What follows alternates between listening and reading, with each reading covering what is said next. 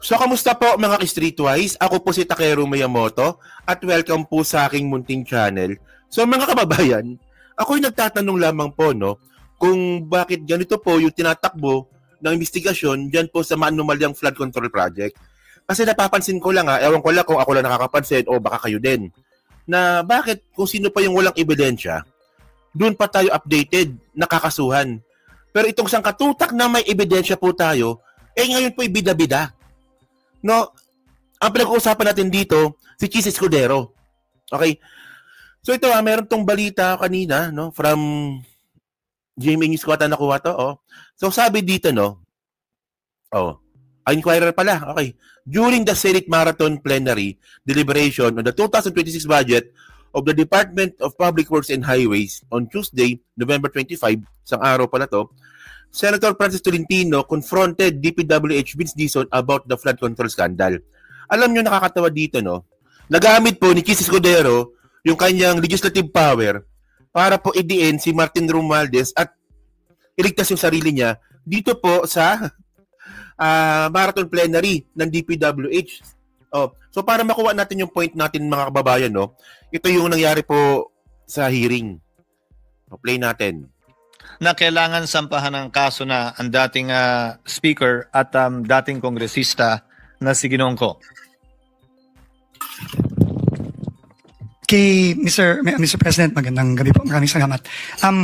Kay former Congressman Zaldico po, ito po ay unang refer na ng ICI at ng DPWH nung, kung di ako nagkakamali po, end of September or a few weeks after mabuo ang ICI, nag-refer po kami sa Ombudsman, Office of the Ombudsman ng referral to file cases on the projects in Oriental Mindoro involving SunWest Corporation. At in fact, ito din po ang unang kasong final ng Office of the Ombudsman itong nakaraang linggo sa Sandigan Bayan na kinagabasan na rin po ng warrants of arrest laban kay former Congressman Zaldico at sa iba't iba pang mga opisyales ng DPWH at ng iba pang mga private individuals. So at that point po, base sa inspeksyon na ginawa namin nung nandun po ako sa Mindoro kasama ni Governor Bons Dolor, at sa ebidensyang nakalap na ipinasa po namin sa ICI nung ito ay nabuo, doon po namin sabay na final sa Ombudsman yung referral na yun. At yun na rin nga po ang unang kasong final sa Sandigan Bayan. Ayun so si Zaldico po yun. So tayo, wala naman tayong dapat pagtalunan kay Zaldico kasi alam naman po natin na pagdating po sa Kongreso, sa lower house, si Zaldico po talaga yung alam po natin gumagawa po ng insertion. Pero nakakatawa kasi dito mga kababayan, kung sino yung partner ni Zaldico sa Senado. Kasi dalawa yun Di ba? Merong representative yung Kongreso, merong representative din po yung Senado. At doon po papasok yung smaller BICAM. Ang nakakatawa kasi dito, kung sino pa yung kapartner ngayon ni Zaldico sa insertion, si Chis Escudero, siya pa talaga ngayon yung makapal ng mukha na nagtatanong kung ano na nangyari sa kaso. At ngayon, dito po sa hearing po na to, dahil nga po sa senador nga itong si Chis Escudero, nagagamit niya po yung kanyang kapangyarihan para para mag-grandstanding, para magbida-bida, para linisin po yung pangalan niya. Continue natin, sige, para makuha natin yung point. Itong nakaraang linggo lang. Yung sa dating speaker, Mr. Secretary. Yan alam nyo, no? It's getting bullshit, no? Kasi in the first place, budget deliberation po ito. Sa totoo lang. No? Well, hindi naman bawal tanungin about sa kaso kasi DPWH din po yan. Pero come on, conflict of interest po ito. Tatanungin mo yung DPWH about sa kaso nung isang inaakusahan na pinagbibintangan mo rin? At ang malupit dito mga kababayan, no? Maglilinis ka ba siya dito, si Chis? Kapal nga ng mukha nito, kayo ba naniniwala ba kayo? Na si Chis Escudero pinakamahirap na senador? Come on. Sige. Kailan po ito napagpasahan? Opo, ito po ay siguro po mga... Wait. Last na lang to. So dito po, tinatanong ngayon ni Chis yung tungkol nga po kung paano naman daw nakasuhan si Martin Romualdez. At dito naman nila babanggitin kung ano yung mga ebidensya laban kay Martin. Tinan niyo ang sagot ni Vince. Sa Sandigan Bayan nitong nakaraang linggo lang. Yung sa dating speaker, Mr. Secretary, kailan po ito napagpasahan? Opo, ito po ay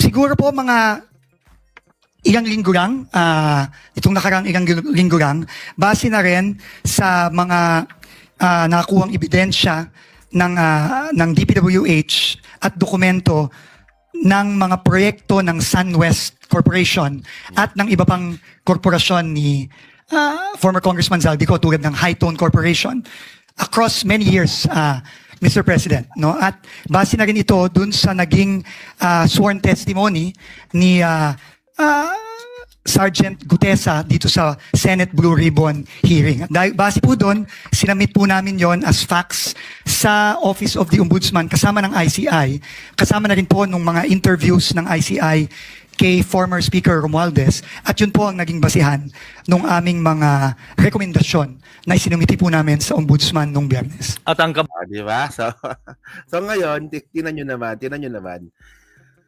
Ay, nako. Nakakaya ako, nagdududa talaga ako eh. Ako, naniniwala talaga ako na posibleng may nagpe-pressure talaga sa admin na to para kasuhan si Martin without the concrete evidence, no? So ano yung ebidensya daw? Sabi ni Vince Tison kung bakit nila kakasuhan si Martin? Because of statement ni Gutesa at saka naglakihan daw po yung asset ng SunWest. SunWest ba? Oo, ng SunWest. Tsaka ng Hightone na pagmamayari nga ni Zaldico. Okay. So, anong connection kay Martin nun? Di ba? So, ayun yung point eh. Nakailang balita na po tayo nakakasuhan si Martin. Pero wala pa rin po tayong update kung kailan kakasuhan si Keys. Ang huling update lang po natin na nakita, yung sinabi nga po ni Boying Rimulya na arrestuin si Keys bago mag-December 15. Yun lang. Pero eventually sa ngayon, hanggang doon lang yun. Pero yung kakasuhan si Martin, halos araw-araw po natin naririnig. Nakakaroon ngayon ng pagkakataon itong si Cheese Escudero na linisin yung pangalan niya, no? Kahit po siya po ang isa sa mga pinakamaraming ebidensya na sangkot nga po dito sa flood control. Sige mamaya, babalikan natin mamaya yan. At saka wag din po natin kakalimutan na kaka-absolto lang po ni Cheese dito po sa kanyang kaso sa Comelec. Yung pagtanggap nga po ng pera na 30 million dito nga po kay Lubiano. So meron po kasi ngayong iniisip ng taong bayan na ganyan ba kalakas si Cheese? Diba? At sana wag naman po sana ito dumating sa punto na yung kalakasan na yan ni Cheese umabot po hanggang sa manumalang flood control project investigation. Huwag naman po sana ganon. Sige, continue muna natin to. Buang halaga po nito ay? Sa aking pagkakalam ko po, no, ang total from 2016 to 2025 ay mahigit 100 bilyong piso po sa between SunWest Corporation and Hightone Corporation. Sinama bilang bahagi ng mga ebidensya ang affidavit ni Gutesa o Orly Gutesa. Sa kabila ng pagkakaroon nito ng problema o issue sa notaryo o pagnotaryo na lumabas sa pagdinig ng Senado at gayon din ng mga newspaper reports. Totoo nga po bang kasama ito? Kasama po. Kasama po ito dun sa facts o datos na ipinasa namin sa Ombudsman nung Biyernes. Dahil sa kabila po ng issue at problema? Ayon po sa aming mga abogado, nung pinag-aaralan po ito naman po ay sinumpaan during the Senate Blue Ribbon hearing at base po doon, sinama po namin ito dun sa aming sinumite sa Ombudsman. Bilang panghuling katanungan, Mr. Secretary. Alam nyo kasi mga kababayan, no? Well, ito. Okay. Kung matutuloy po na makakasuhan si Martin, actually, masasagot niya naman yung tungkol kay Gutesa. No? Masasagot niya naman yun kasi mukhang hindi naman lalabas na si Gutesa. At sinungaling po si Gutesa. Tapos, alam naman din po natin na masasagot din po ni Martin Romualdez yung koneksyon na pinipilit sa kanya kay Zaldico. Masasagot niya rin po yan. Pero ang problema natin dito, di ba? Kung plunder case yung ikakaso, kasi 100 billion daw po yung nawawalang pera na kinakonekta kay Martin, so kasama po siya sa makukulong. Di ba? Ganon. Makukulong si Martin. Si Keys ngayon, bida-bida. Wag naman sana ng absueltuin si Keys. Parang awa nyo na. Kasi sobrang pambabastos na po ang mangyayari dito kung ganun po yung mangyayari. Na si Cheese po yung maabswelto, ang hindi makakasuhan, at si Martin po yung makakasuhan at ang makukulong. Kasi tinan nyo to. Di po kaila sa publiko ang relasyon ng dating speaker sa Pangulo. May naramdaman po ba kayong anumang pangamba o pagdadalawang isip kaugnay sa ginawa po ninyong paghahain ng kasong ito? Wala po, Mr. President. Wala po. In fact, sa lahat po ng aking pag-uusap sa ating Pangulo, consistent po siya sa kanyang sinasabi na kung saan po ang ebidensya, doon po tayo pupunta, kahit na sino pa po ang pwedeng maisama. Basta tututok lang po kami sa ebidensya at yun po ang aming isusumite. Nais ko pong ilagay sa tala ng Senado na binabati ko po ang administrasyon dahil sa hindi sila sumunod o nagpadala sa anumang script o sarsuela para magkaroon ng diversyon at ilihis ang tunay na mga salarin. Tulad ng nasabi ko po, no, ako ay huling tumayo at nagsalita dito sa Senado. Ayon mismo kay Secretary Dizon, wala silang sinundang script at base sa kautusan ng Pangulo, sinundan lamang nila kung saan sila dinadala ng ebidensya. At dahil nga dito, sinampahan na po sina Co, Romualdez, Alcantara, Bernardo, Hernandez at iba pa. Alam kong naging hindi madali ang desisyon ito para sa Pangulong Marcos nang malaman niyang posibleng sangkot ang kanyang pinsan dito sa isyong ito. Subalit, Ginong Pangulo, nais ko pa rin sabihin na binabati ko ang sigasig ng Pangulo na panagutin ang mga tunay na dapat managot at pagtutol niya sa anumang diversyon dahil madami ng mga inosenteng tao na dadamay sa tangkang paglilihis na ito. So, anong gusto mo palabasin? Inosente ka? Ayun ba? Ayun ba ibig mo sabihin? Well, makakabahan na sinasabi ko naman sa inyo. Kung may ebidensya po talaga, kasuhan. Di ba? Kasuhan, well, sige, tanggapin na natin kung sapat na yung ebidensya na yun para sa kanila. Kasi kung di naman talaga magiging sapat yung ebidensya na yun laban kay Martin, malulusutan niya po yan. Pero ang point natin dito, makukulong po si Martin, pansamantala, habang dinidinig po yung kaso. Oh, di ba? Ganon, in reality, ganon. So ngayon, nakafocus po tayo sa mga napakawalang kwentang ebidensya laban kay Martin, na puta pati yung kay Gutesa ginamit, na pati yung kumpanya ni Saldico na inuugnay kay Martin na wala namang koneksyon. So nakalimutan nyo na ba yung mga ginawa ni Kiss? Bakit wala tayong balita tungkol dito? Saan na ba yun? Ayan, no?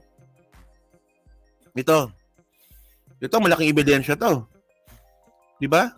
Unang-una po, pumunta po si Kiss sa Kongreso at pinuntahan niya dito si Saldico. Ito po yung mga panahon ng mayroong BICAM. First time po na nangyari po na sa history ng Senado na pumunta ang isang Senate President at pakialaman ng BICAM.